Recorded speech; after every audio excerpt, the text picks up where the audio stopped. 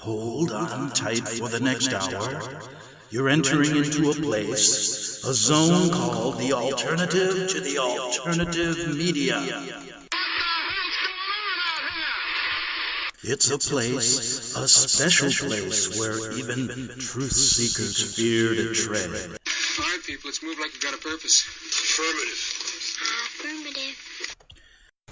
Okay, Greg Anthony here, and it is nice that you came back today on this June 28th, 2017 day on our calendar. Great Wednesday, and I got a good show for you, but first, I have a message. I'm running a pledge drive, and it's going to go on for the next couple months. And you can go to Arctic, ARCTICBEACON.com. And you can hit the donate button. It goes directly to me. If you hit First Amendment, it goes to them. And it's kind of the chicken and the egg. If the radio, need a radio station, but the radio station needs hosts. So I'm saying that at this particular juncture, I need some donations to keep this show on the air. And, it's only fair when you think about it. If you have a little bit and, you get something out of this show, then please give us a hand. And I know there's a lot of people that like it, but come on. Let's see if we can keep this show going. Okay. Arctic, ARCTICBEACON.com. Get shows going back over a decade in what I call the Vatican-led New World Order, and the show that's called The Alternative to the Alternative Media. Okay, yesterday I featured an article by Sherman H. Skolnick, the judge buster from Chicago. Sherman passed away in 2006, I believe, or it was 2005. And before he did, I spoke to him a couple weeks before he passed away, and he was working on a couple articles. And I read the one yesterday regarding some of the things about the scandalous popes and many banking irregularities. And the electric scandal, he calls it, the Pope's 3 banks in the U.S. And you can go to www.skolnicksreport.com. Website's still up, and he did some great work. Sermon was never a loss of words, but he chose his words carefully, just as he chose his battles.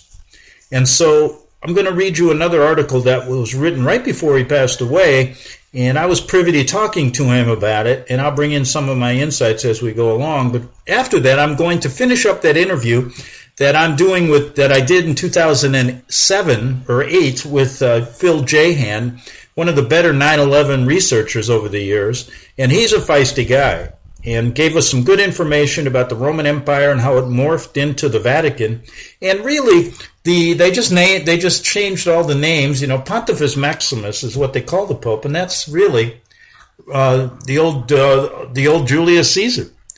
And so they just kind of morphed into the Vatican, and the Roman Empire still exists. And its main goal back in the old days was to gain control of countries, and it's had not changed at all. Oh, one thing I didn't want to mention. Remember we were talking about cyber attacks and how they might hit the grid?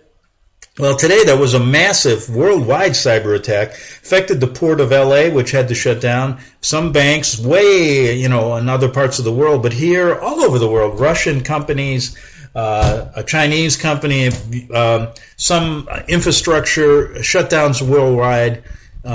So check that out. And maybe that what we were talking about was not just fiction. Okay, he wrote this one, this Sherman Skolnick, Nazi Popes, Balanced View of Popes, Part 2. And he says, Achtung, if you have frayed nerves or a weak stomach, you should press delete now and take your nerve pills. You may or may not well digest what you read here. A well-informed author on the topic of the Vatican is reportedly coming out with a well-put-together book showing that the late John Paul II worked for the Nazi Gestapo in Poland during World War II. He rounded up Polish resistance fighters and turned them into Nazis who had them shot, so the book contends. Some, however, survived. Questions remain, of course. Why did the author wait so long to come out with this book? Some belatedly contend that secretive German funds, possibly post-war surviving Nazis, arranged for and financed the clandestine conclave that installed Wojtyla as Pope John Paul II. I wouldn't doubt that. And I remember Sherman was working on a lot of information on bank financing and this clandestine conclave that installed Wojtyla. Remember, he says, this is Sherman, the Anglo-American aristocracy financed the rise of Adolf Hitler as a bulwark against the Soviets. Quite interesting, isn't it? Now, enforcers for the Vatican are called Jesuits. The head of the Jesuits, although he is not a person of color, is nevertheless called the Black Pope. Over the centuries, Jesuits, hiding behind royal court types with Jewish names, sought to control, if not topple, various European monarchs, most of them Catholics. Now, so by royal order, Jesuits were banished from Spain, France, and a few other places. Hiding behind others, the Jesuits actually went underground, continuing to plot to control monarchs. And that's what we talk about here a lot on the show, is that this is when the Jesuits were disbanded, they did it on purpose to go underground, and basically it was to get their dirty little hands into America. Now in America, the Jesuits have Hollywood as a front. Hollywood angers Christians by not showing films about non-Jewish holocausts. Jesuits also hide behind aristocracy fronts, such as the Council on Foreign Relations. In his inauguration speech in 1841, President William Henry Harrison directly angered the Jesuits. He dared confront the Jesuits and then the Pope by proclaiming, quote, "We admit to no government by divine right, believing that so far as power is concerned, the beneficent Creator has made no distinction among men, that all are on an equality, and that the only legitimate right to govern is upon the express grant of power from the governed." 35 days later, for the benefit, if not actually arranged by the Jesuits in British monarchy, President Harrison was poisoned to death. All told, 7 U.S. presidents were assassinated from 1841 to 1963, as orchestrated, if not actually arranged, by Jesuits in British monarchy, 4 by gunfire, 3 by poisoning. And visit www.skolnicksreport.com and links on his homepage there to extensive series, Overthrow the American Republic. Okay, he's got that still up, I believe. Now, seldom more publicly mentioned is that over the last 2 centuries and more, various Jesuits and popes have labeled the Declaration of Independence as wickedness, and that the popular government provided the U.S. Constitution with its Bill of Rights is a satanic instrument. See, they're always blaming the good U.S. Constitution as satanic when they're blaming, they do that. They're Satan worshipers, but they pawn that off on somebody else. Now, Skolnick says, are we Americans heading for Nazi doctrines, if not actually here already? It is documented beyond dispute that Prescott S. Bush, Sr., father of George Herbert Walker Bush and grandfather of George W. Bush, had instrumentally financed the rise of Hitler. The term Homeland Security is an anglicized version of the abbreviated German term Gestapo. Adolf Hitler, 1933, and George Bush, 2000, and repeated in 2004, were installed in the highest office of their nation by arbitrary and corrupt powers. To understand the role of a corrupt gang of 5 U.S. Supreme Court justices who installed Bush, December 2000, in Bush versus Gore, as the occupant and resident of the White House, the website series Coca-Cola, CIA, and the Courts. You can find that on his website. The new monarch in the Vatican, Joseph Ratzinger, Pope Benedict XVI, was immediately whitewashed by the liars and whores of the oil-soaked, spy-riddled, mass-tax-cheating monopoly press. They described his past as his father was so anti-Nazi that he had to move to another town. Actually, Joseph Ratzinger was in the Hitler Youth, and his family were apparently very pro-Nazi.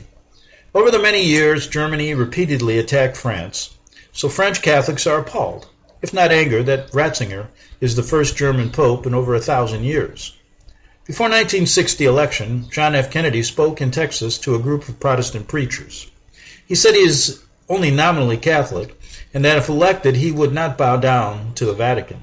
Right there, such a bold statement was JFK's death warrant. In 1961, shortly after being inaugurated, President Kennedy reluctantly went along with a plan left over from the Eisenhower administration to attempt to invade Cuba at the Bay of Pigs. The Cuban strongman Fidel Castro was and is, or at the time Castro was still alive, is a Jesuit hiding behind a left-wing label. Castro never disbanded the Catholic Church in Cuba. Under Vatican canon law, a Catholic leader of a nation like JFK that attacks another Catholic leader and nation is subject to death, subject to a death warrant. What Catholic countries want a pro-Nazi pope? South America has many such. Included is heavily Catholic Argentina. Toward the end of World War II, various Nazi war criminals, using Vatican-supplied passports and disguises, escaped down the rat lines to Argentina, Brazil, Bolivia, Paraguay, and elsewhere in South America. German submarines loaded with Nazi gold also arrived in South America, so the children and grandchildren of escaped Nazis with their fortunes dominate the Catholic Church throughout South America. Pope John Paul II was viciously against so-called liberation theology of some South American and Central American archbishops who sought to cater to the shirtless ones. Such Catholic Church leaders were rooted out, in some instances assassinated, apparently on the dictates of John Paul II, ostensibly through his enforcer, at that time the head of the Office of Inquisition, Cardinal Joseph Ratzinger. Centuries ago, at the behest of the Vatican, was a bloody, horrible Inquisition. Does it still exist today? Yes. Its existence since 1981 was, like centuries ago, to punish heretics. Its title is now something like Promoting the Faithful. And who has headed this latter-day Inquisition? Why, none other than pro-Nazi Joseph Ratzinger, who then became Pope Benedict XVI. Was it just a coincidence that Joseph Ratzinger was selected as the new Pope April 19, 2005, a day before Adolf Hitler's birthday? What is the result of part of the planet going back to rule by Nazis? Think about that, folks. Editor's note.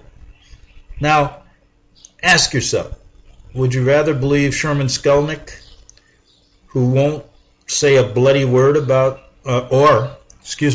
would you rather believe Sherman Skolnick, or would you rather believe Alex Jones, who won't say a bloody word about Jesuit and Vatican corruption?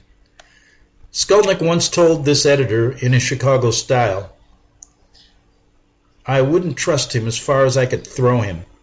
And that's towards Alex Jones. For more of Sherman, go to Skolnick's report, that's SKOLNICKS report.com. Great article.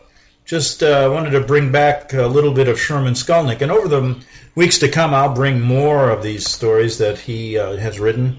And he shouldn't be forgotten. Go to that website. It's very important. He did a lot of great, very hard work over the years. Now, let's get back to one of my favorite interviews with Phil Jahan.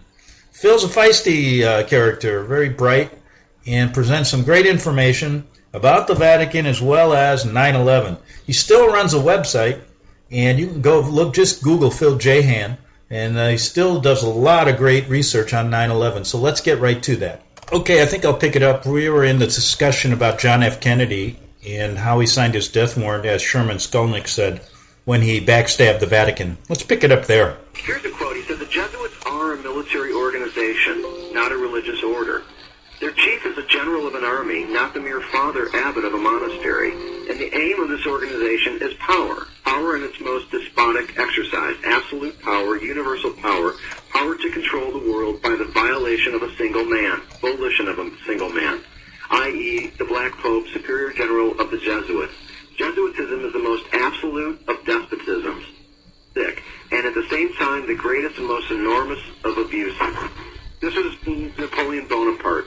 Now, his father started, Bonaparte the First, started the wars against Rome to free France from the grip of the Inquisition. They had it. They fought back.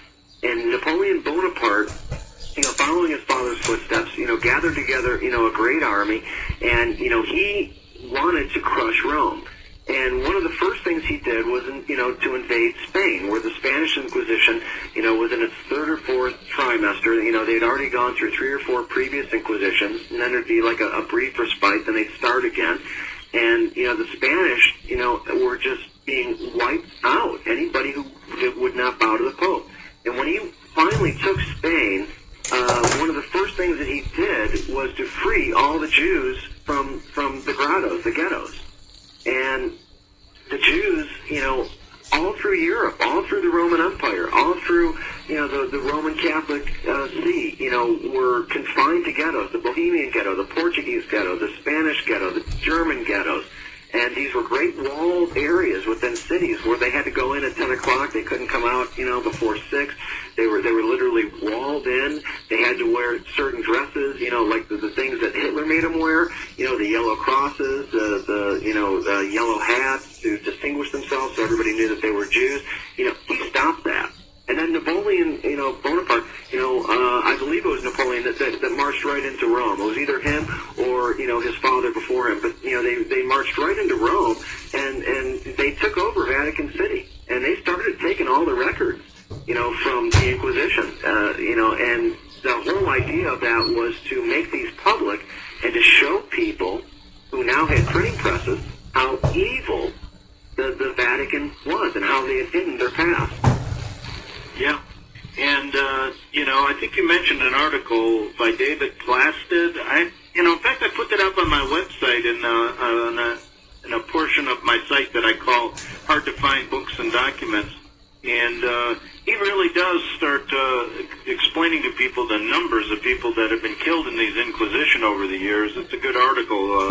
What's interesting about David Plastid's article is, first of all, it is an outstanding scholarly work.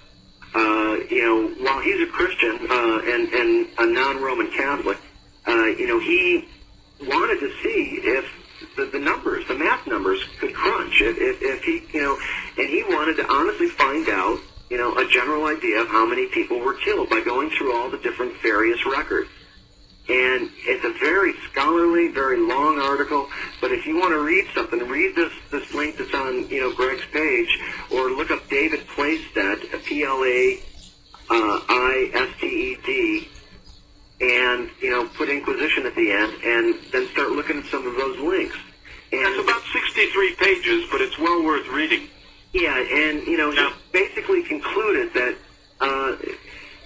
it's not unreasonable that the 60 million number that people are claiming that Rome killed is well within bounds of all the crunching and the math that he did. And, it's scholarly, it's done, there's no speculation or guesswork. He looks at both ends. You can look at, the opposite arguments, and then you can look at, pro and cons, and then he basically, sums it all up and gives his own opinion. And when you read this and see all the different Inquisitions that have happened for, all through history, the Inquisition is not anything that you see on TV. It's not like the Spanish Inquisition of Saturday Night Live. The Inquisition has always been with us. It was here under the Roman Empire. It was here before Constantine. They were wiping out Christians. They were wiping out anybody who wouldn't bow to their false pagan god. And, when they got a hold of the doctrine and dogma of Christianity, they were able to set the doctrine and dogma and thus corrupt it from the inside. For instance, I say this respectfully because I know that this is an icon of worship for a lot of Roman Catholics, but the statue of Jesus and Mary that's so well known, all the different statues that we know in the Roman Catholic Church predate Jesus and Mary by 1,500 years and are actually statues of Semiramis and Nimrod, or Osiris and Aphrodite. Isis, was another one of her names. She's known as the great Egyptian god Isis, or Ishtar, which is where we get the name Easter from. So, while I understand that, and I'm not speaking about the Roman Catholics out there. I'm not talking about honest people that are, read the Scriptures, search the Scriptures. They believe in God. They believe in Jesus Christ. They believe that Christ died for their sins. I'm not speaking about those people. I'm talking about the hierarchy of the Catholic Church. What they are behind the scenes. They are enemies of the truth. They are enemies of righteousness. They are enemies of everything that's good and holy and respectable on earth. They're They're haters of liberty, they're haters of freedom, because they're lovers of absolute despotism. Right. And, they hide their money in the vaults of the Vatican Bank, use it as a money laundering operation, have their tentacles in our Federal Reserve banking system, controlling the money that's made in America and around the world. And their organizational wealth is well hidden. And what I always bring up is this lawsuit in San Francisco is a perfect example. If you're on the fence wondering whether the Vatican is good or evil, just ask yourself this question. If they're an organization, and they have a lot of front charity organizations out there, and that helps them to keep their image of, a church and helping the poor. But if they were a church and were really in the business of helping people, why in the Vatican Bank case are they so adamant about not revealing their finances or even who runs the bank? You can't ever find anything out. That is not the actions of an upfront charitable organization who's trying to help people. Well, what are you going to do, if you open up your records and people start sifting through these and they start counting the wealth, they start counting the gold bars, the diamonds, all the treasures of the world, which is basically held by, the Vatican and the international bankers, which are CFOs for the Vatican. What are they going to do when they find out that it's $200 trillion or $150 trillion, and 40,000 people die of starvation on this earth every day? Right. You could just take the interest from that money, just the interest alone, and solve the problems of starvation. And starvation, is not caused because we're overpopulated. This earth is not overpopulated. That's a lie of the elite. That's a lie of these very people. They put these lies out so that, it's a Hegelian dialectic. They create these problems. Sometimes they're real problems. Sometimes they're fake problems. But if they say that the world's overpopulated and they preach it long enough, then they can get people to adopt radical reforms and ideas which might cause hundreds of millions or billions of people to die. If you took all the population of the world, all 6.5 billion people, and just gave them just enough room to stand shoulder to shoulder, chest to back, just in one large area, they would all fit inside the city limits of Jacksonville, Florida. All 6.5 billion people. Now, when you look at the Earth from space, and then you look at that tiny pinprick, on the globe, and see Jacksonville, and you see this huge globe, and you realize that all 6.5 billion people just standing, shoulder to shoulder, only take up the space of Jacksonville, Florida. They all fit inside the city limits. I have to say, even back when we did this interview, I heard Phil state the globe. Yeah, I believed it was a globe back then, too. I've since changed my mind and have come to the conclusion that it's not round. And, I've done many shows on that, and I get a lot of people who believe me and a lot of people who don't, but that's okay. That's the way it's supposed to be. We hash out our ideas. We look at what is the pros and cons of everything. And then we make statements. And I think I had found one of the most interesting videos uncovered. This is an amazing book that I'm going to present to you this week that really will blow your mind about Antarctica. And this the facts are undisputed.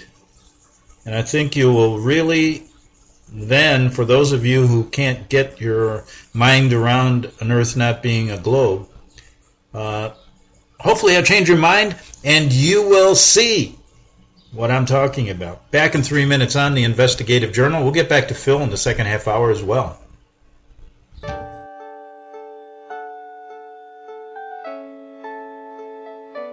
The program you are listening to is 100% sponsored by you, the listener, on this First Amendment Rights Media channel.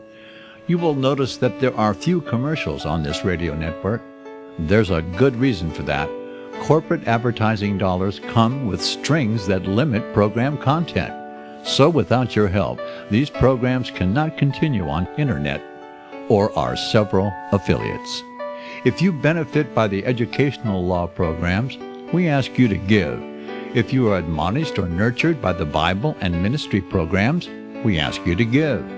If some voice a cause that you are passionate about, we ask you to give. If you believe in any of these, we ask you to support them as you would a missionary on a continual basis, as if giving a tithe for missionary radio. These programs are not commercially viable and must be supported by those faithful to the cause of truth. Look for the button to sponsor your favorite programs at our listen and schedule pages on the internet. Then, when you subscribe, we will send you the last quarterly MP3 CD of that program immediately, and continue to do so with each new quarter. We will also give you unlimited archive access to all of our programs. We're asking you to give much less than a tithe, so that you may also send support directly to a particular program host, cause, and anywhere else the Spirit may lead you. Do all to the glory of our God and Creator, for His holy nation, the only kingdom that will last forever. Thank you for listening.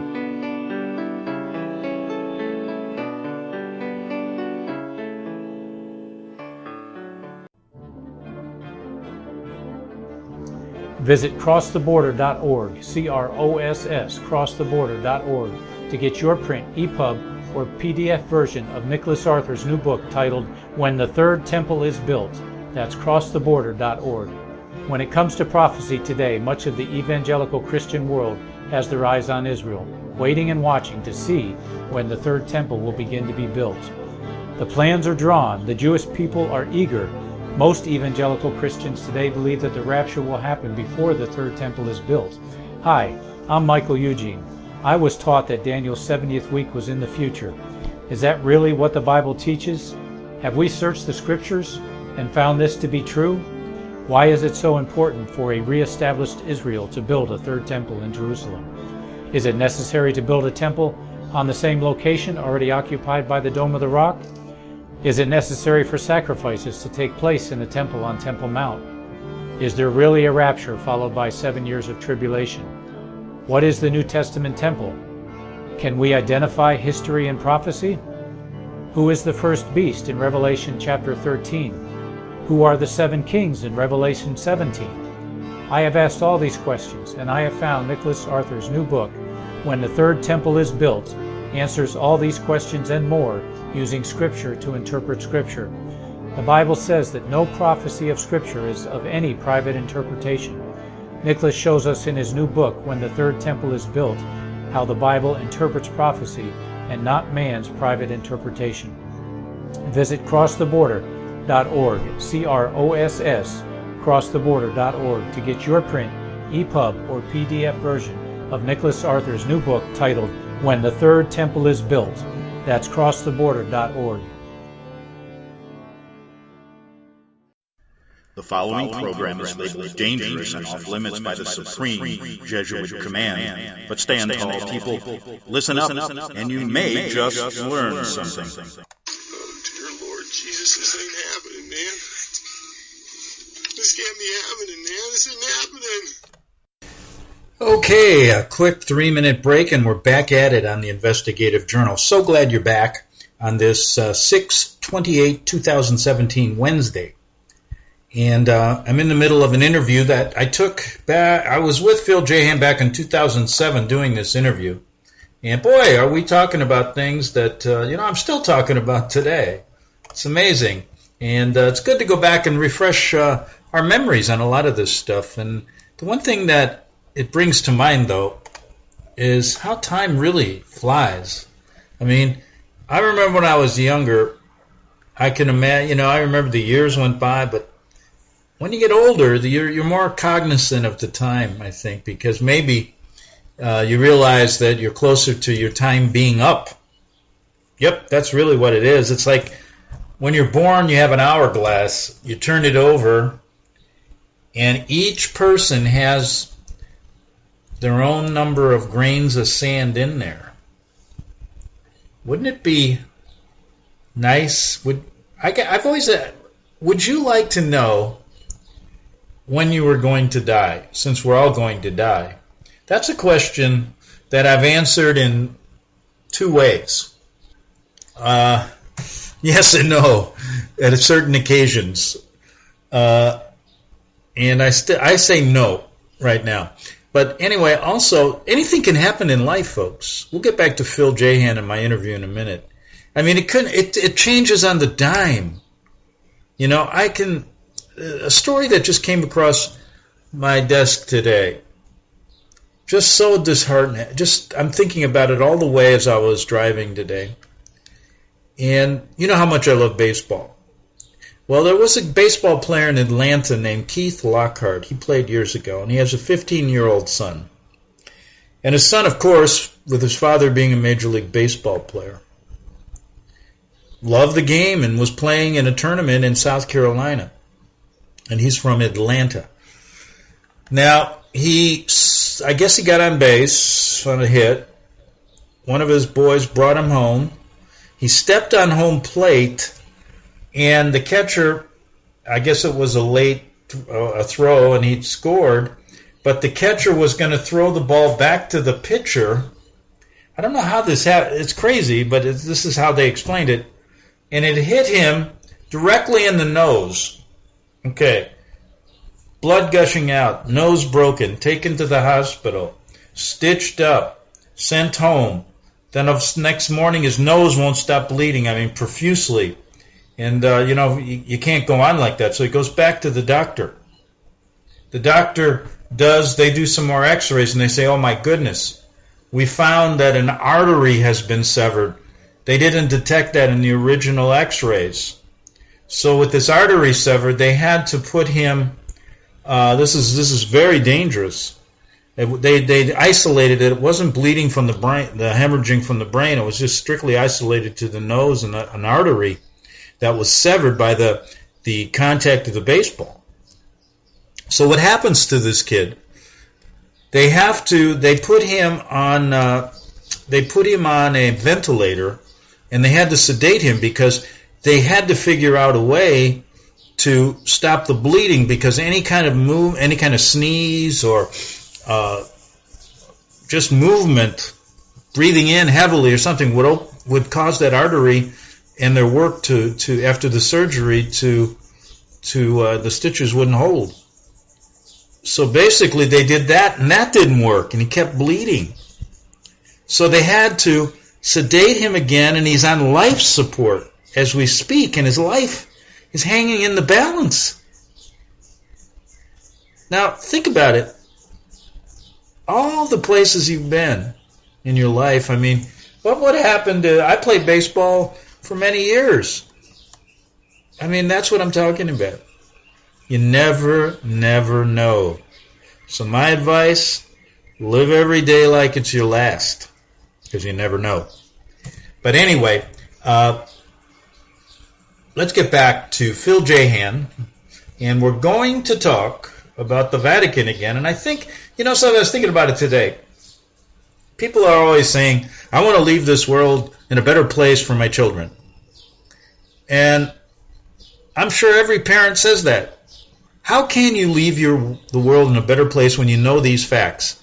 I think what you got to do is, when your children get old enough, I don't like kids listening to this show, and I wouldn't tell parents, don't have your kids listen to it. I wouldn't want to be a kid listening to this, and I don't think kids should listen to it.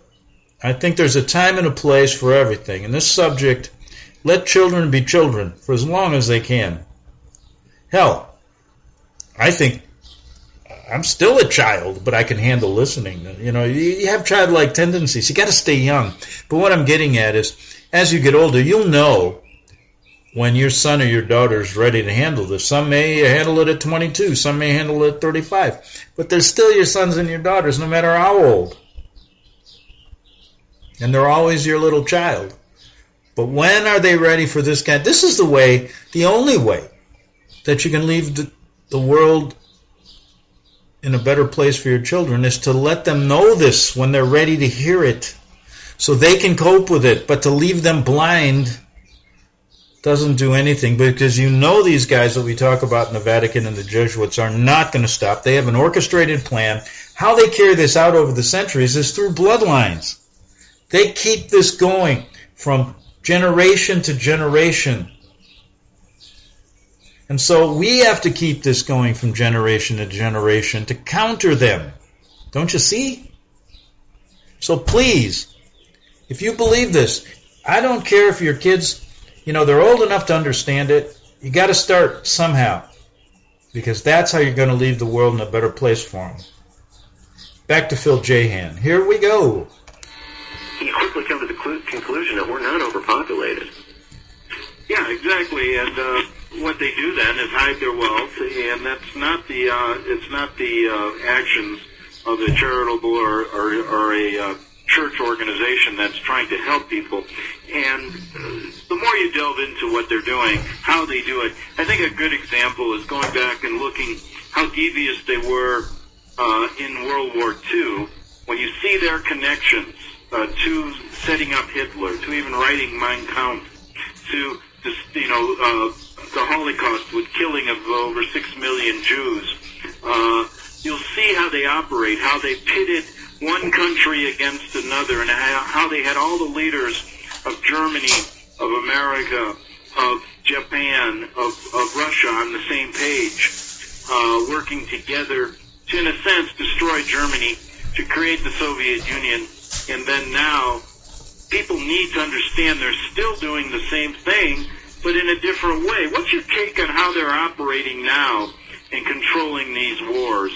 It's really, I go back and forth because, it's such a broad subject, and, you really have to research a lot to fully understand. And I don't claim to have full understanding. I'm always correcting things that I got wrong and updating what I know, connecting new dots. I can tell you, I'm pretty confident that they control about 70-75% of all the nations on Earth through, infiltration and subversion and political intrigue. And the way that they've done this is through secret societies, through the myriad organizations that they have, the Masons, the Jesuits, the Dominicans, Catholic churches, and 1,000 other different societies, in all these different countries. It's these secret societies that they've used to infiltrate and subvert those nations. But I think that they control about 70-75% of the globe right now. You can look at a world, map, and anywhere that you find a system that's set up like the Federal Reserve in America, okay, that's owned by the Vatican. The Federal Reserve System was set up in America by the Rothschilds. By Paul Warburg was the chief proponent of the Federal Reserve Corporation, and he was acting as an agent of the Rothschilds, who are the CFOs of the Vatican. So, is what they do. The Federal Reserve, in a nutshell, let's say we need $600 billion this year. Whatever the number is to operate this year's budget.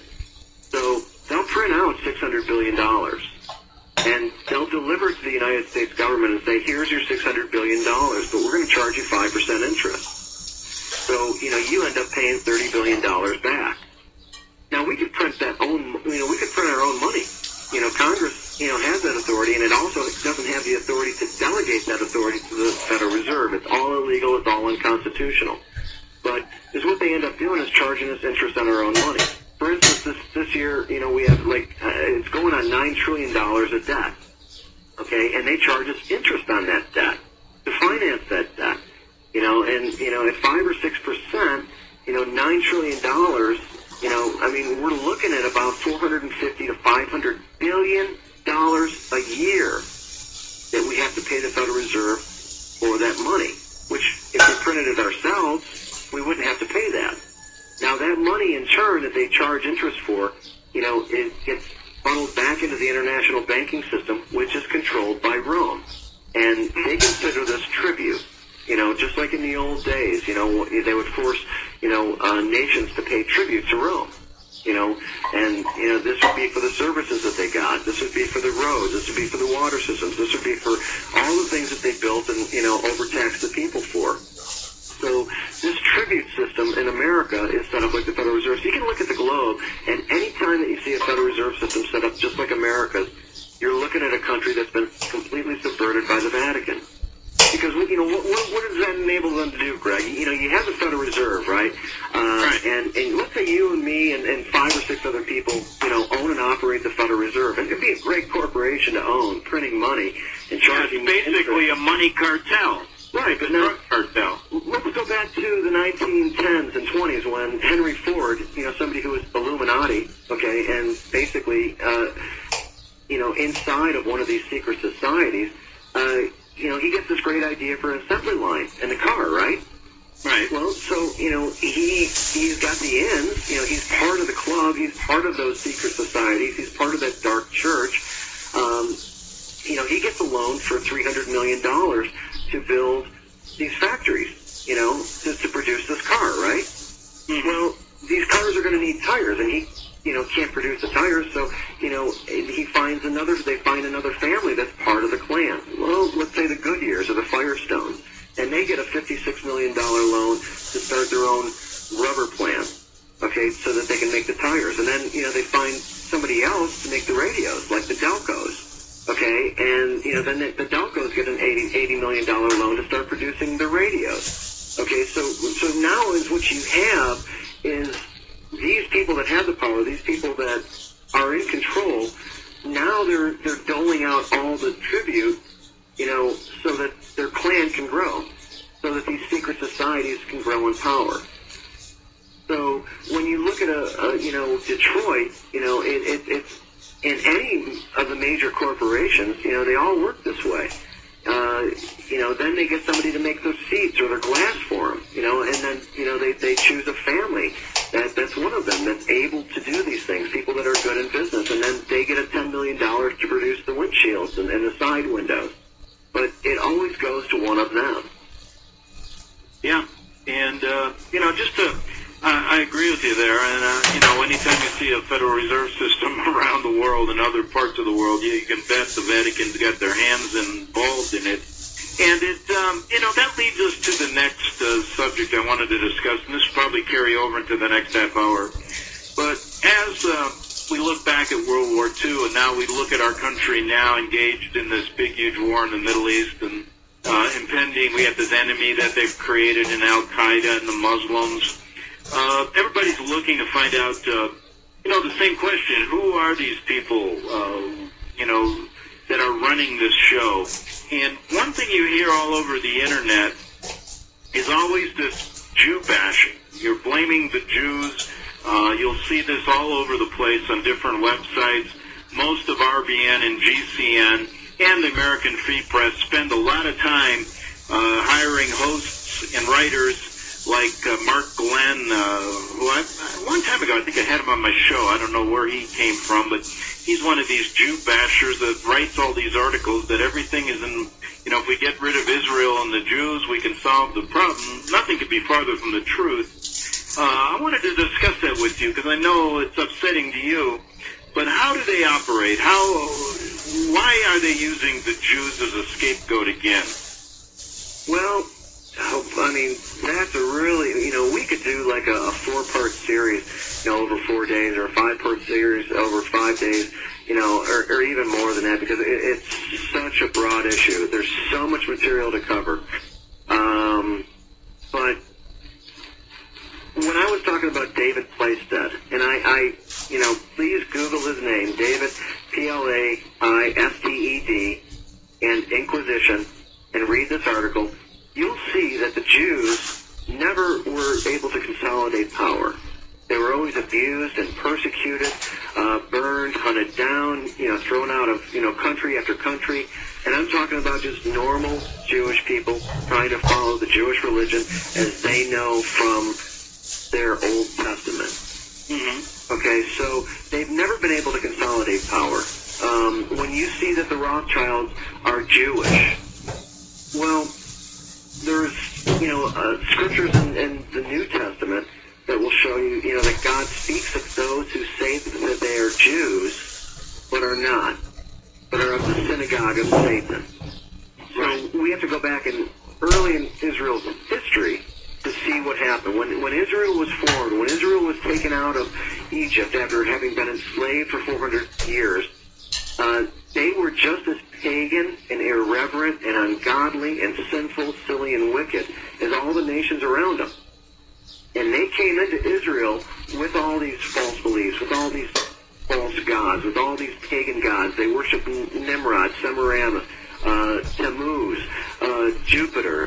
They worshipped all these fake deities, that were Luciferianism, Satanism, that they had, and God over time was able to expunge a lot of this through, revealing His truth to them through the Scriptures.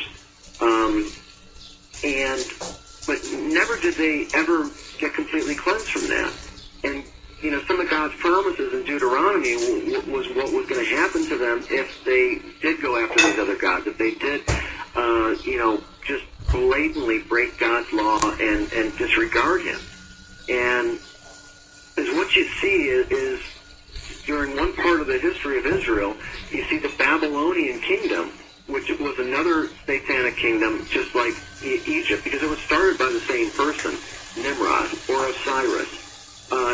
You see that the Babylonians came into Israel and they carried off a lot of the northern tribes of Israel back to Babylon, become slaves, and they were there for 70 years. Again, a lot of the truth and a lot of the good things that they had been taught and learned from Scripture and from God, from the prophets, they was lost, and they became pagan again. They started worshiping, the same gods, the gods of Baal, Tammuz, all these fake gods, and these people were still Jewish in genealogy.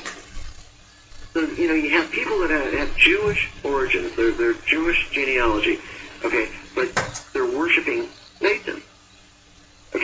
So as what we're looking at is these same people, have children and teach their children to worship these things. And it's generational.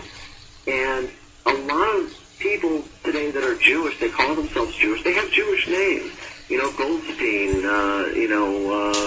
Silverstein, this, that, the other Stein, Goldmeyers. They're Jewish by genealogy, but they're Babylonian by religion.